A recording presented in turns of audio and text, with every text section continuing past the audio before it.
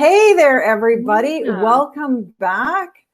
So, how was that day? Incredible, incredible.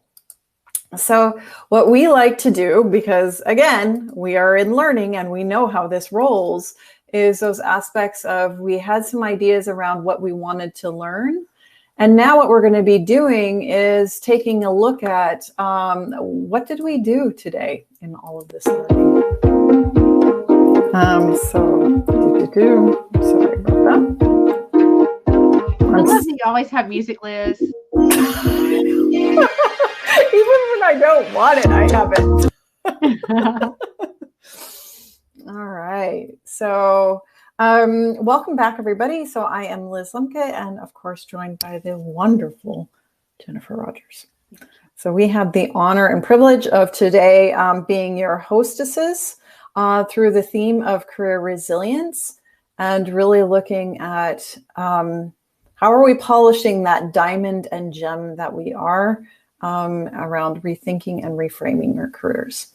So what we like to do, we have given out the bit.ly when it comes to feedback, and we would love to just kind of get your thoughts as to what did we learn today? What stayed in your head, and what are you thinking about?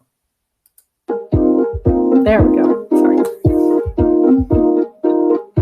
This makes me dance. Yeah, let's do a little dance.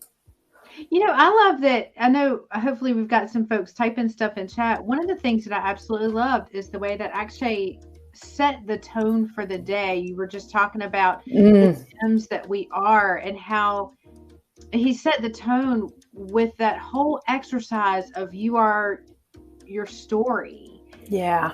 And, you know, we're multifaceted. We're not just one thing or another thing, or just an instructional designer, or just a mom, or just a fill in the blank.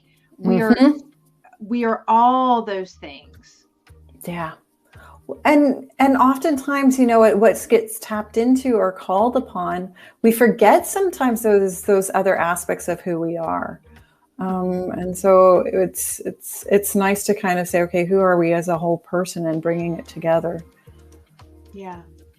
So here we got I really enjoyed the 7 types of rest. Wonderful. So that was one of our welcome into the awesome sessions where we're like, okay, we definitely have to have her back, because one of those aspects that Martina goes into is we're human. And this is something we oftentimes forget, is those different aspects of we can't just keep powering and going and expecting the battery to suddenly charge on its own.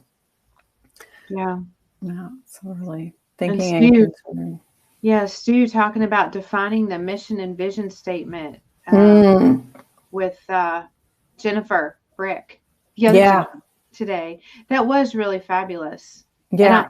It was interesting. I was taking a quick break and having some lunch, and looking at I saw a meme on LinkedIn where somebody said, how do you figure out what you want to do with your career? And it was like two pictures, and in one picture it was like the guy shooting at a dartboard, blindfolded, looking the other way.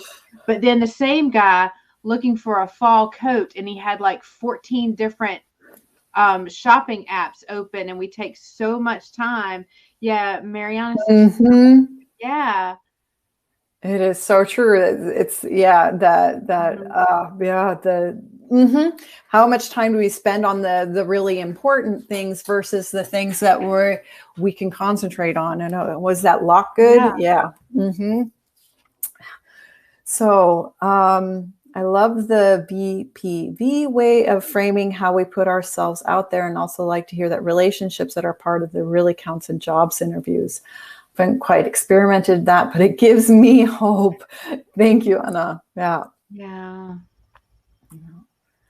And I think, you know, at least I've been attending a lot of talent acquisition and sourcing, as well as some talent branding conferences. And this has across the board been the conversation around there are so many jobs out there, how we treat people and how we also match up of, it's not just the candidate experience while trying to get hired. Once you actually come on board, what is that reality? And people really saying that aspect of how am I being seen and able to get on board rather than just a fire hose of videos one after the other, to say, hey, let's build those relationships. That's really critical and crucial. Yeah. Yeah. Yes. Yes.